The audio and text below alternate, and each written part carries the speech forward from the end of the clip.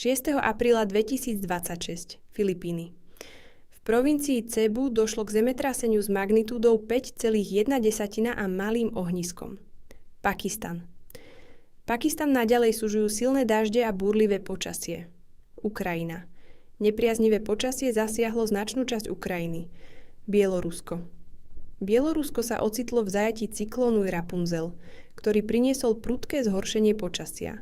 Nárazový vietor, zrážky, ochladenie a miestami krupobytie. Rusko.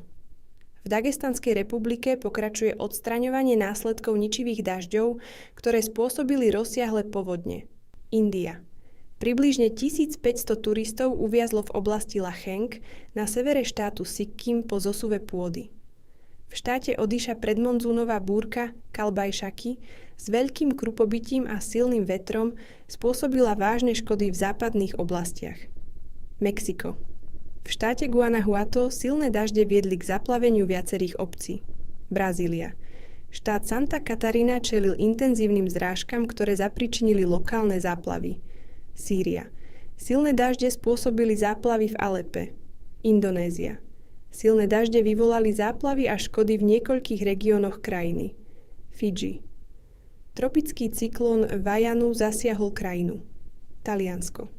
Na ostrove Ischia bol uhasený veľký lesný požiar. Je dôležité rozumieť príčinám klimatických udalostí, ktoré už prebiehajú a budú sa ďalej stupňovať.